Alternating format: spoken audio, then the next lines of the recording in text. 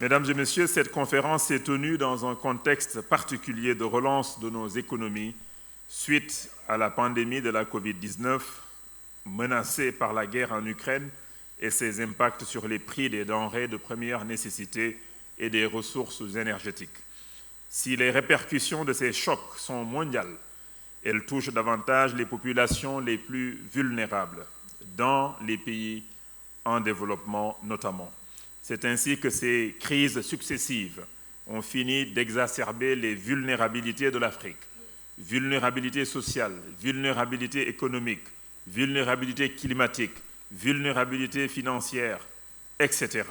Les besoins de financement se sont considérablement accrus, appelant à sortir des chemins classiques pour trouver des alternatives innovantes pour le développement de notre continent. À cet effet, il me plaît de relever quelques orientations sur lesquelles Son Excellence Macky Sall, président de la République du Sénégal, a largement insisté lors de son allocution d'ouverture notamment. D'abord, la nécessité de rendre effective la réallocation des droits de tirage spéciaux des pays riches vers nos pays comme convenu lors du sommet de Paris sur le financement des économies africaines de mai dernier. La nécessité de sortir des schémas classiques de financement en faisant appel à des instruments innovants ayant un impact minimal sur la dette, mais également sur le déficit budgétaire des pays. La réforme des règles de l'OCDE sur les conditions d'octroi des crédits export, notamment l'allongement des maturités des prêts pour une meilleure adéquation avec la durée d'exploitation des actifs financés. La création de l'Agence africaine de notation pour mieux appréhender nos réalités.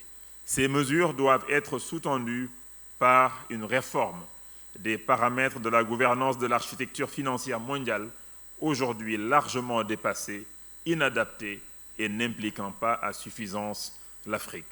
Mesdames et messieurs, le débat d'orientation ministérielle ainsi que les différentes tables rondes qui se sont tenues ont démontré que l'espoir est permis. D'abord parce que le continent dispose d'importantes ressources dont l'exploitation optimale devrait permettre de réaliser des progrès décisifs vers le développement économique et social de notre continent. Ensuite, parce que des propositions pertinentes et des idées novatrices ont été formulées lors de nos réunions. À cet effet, je voudrais rappeler quelques domaines sur lesquels la plupart des intervenants sont largement revenus. Il s'agit, entre autres, de renforcer la mobilisation des ressources domestiques, l'objectif étant d'augmenter de 30% les revenus internes, d'accélérer la digitalisation de nos économies et d'améliorer la gouvernance. Deuxièmement, c'est d'accorder une plus grande priorité au financement vert et bleu, notamment les obligations vertes en collaboration avec le secteur privé et en mobilisant les banques de développement.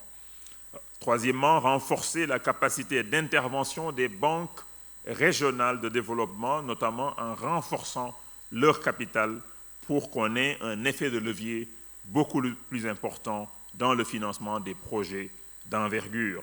Soutenir les partenariats publics-privés comme mécanisme de financement des grands projets d'envergure, en investissant dans la préparation des projets, mais également en améliorant les cadres réglementaires.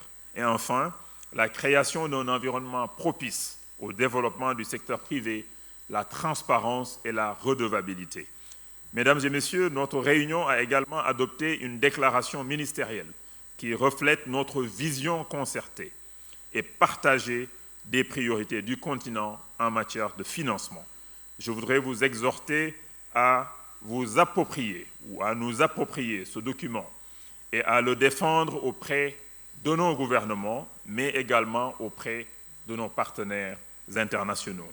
Je puis vous assurer que le Sénégal, sous le leadership de son Excellence Macky Sall, président de la République, en sa qualité de président en exercice de l'Union africaine, ne ménagera aucun effort pour porter la voix et le combat de l'Afrique avec vous pour l'avènement d'une architecture financière mondiale rénovée dans laquelle le continent pourra nettement améliorer sa position.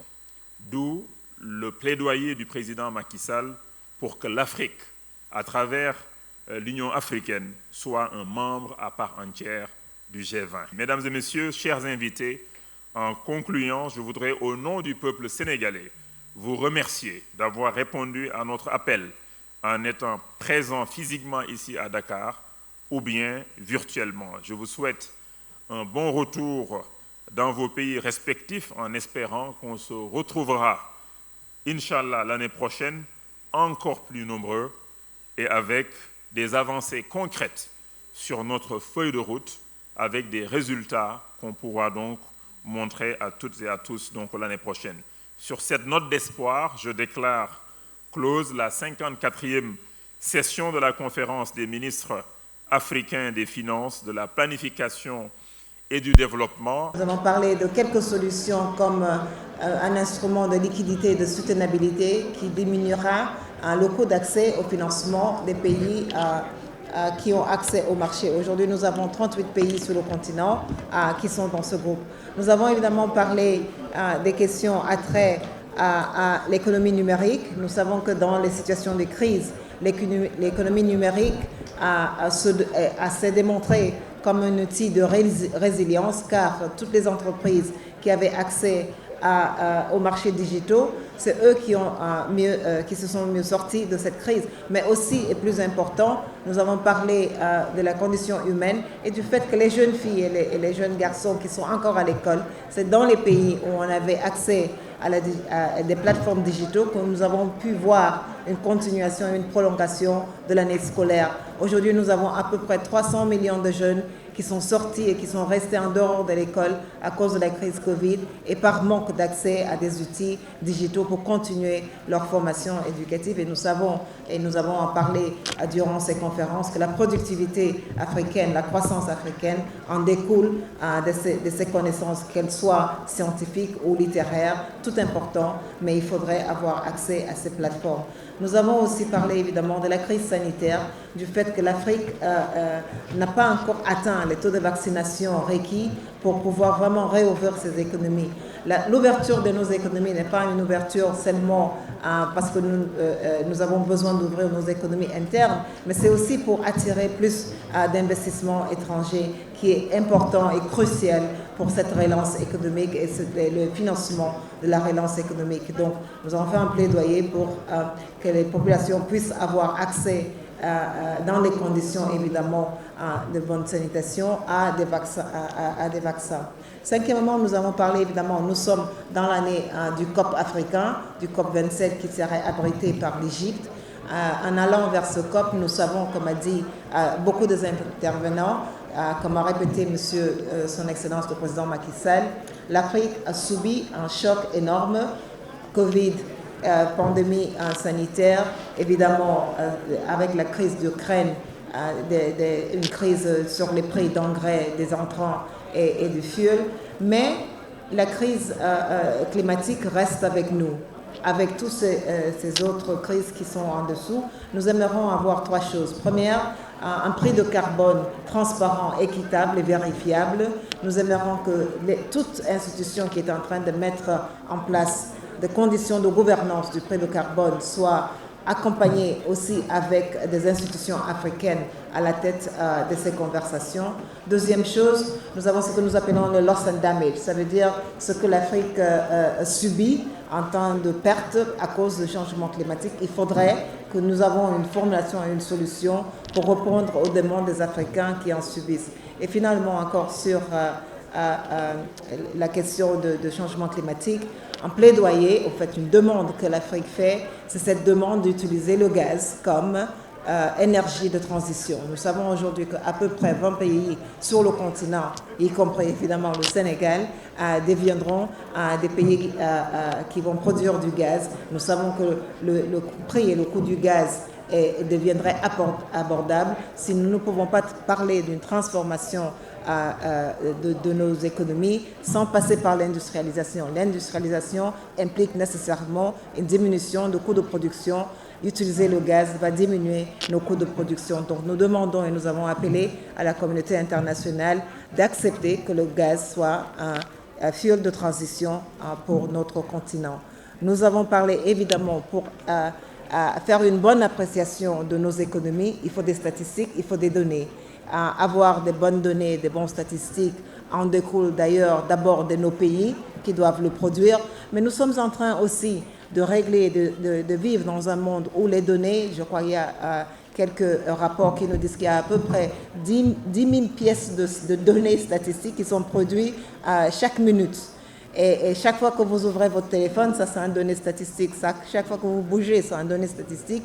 L'Afrique n'a pas encore régi un cadre, un protocole pour ménager ces données statistiques. Il faudrait, dans ce monde digital, que nous avons une gouvernance de données statistiques, de l'information et aussi sauvegarder la privacy de nos individus et de nos populations, et c'est quelque chose de très important, donc nous sommes en train de parler. Pour mesurer si l'Afrique est en train d'aller vers l'agenda 2030, nous allons avoir besoin encore davantage de données, et nous sommes en train, je crois que les ministres des Finances se sont promis de se taler sur la production, l'augmentation et l'accès aux données, surtout par la Commission économique pour l'Afrique est un think tank pour faire des analyses. Nous avons vu la recherche et le développement en Afrique, c'est moins de 1% de notre produit intérieur brut, parce que aussi nous n'avons pas accès à ces données. Pour avoir une augmentation de recherche et développement, il va falloir avoir plus d'accès aux données. Promouvoir la ZLECAf, la zone de libre-échange africain continental.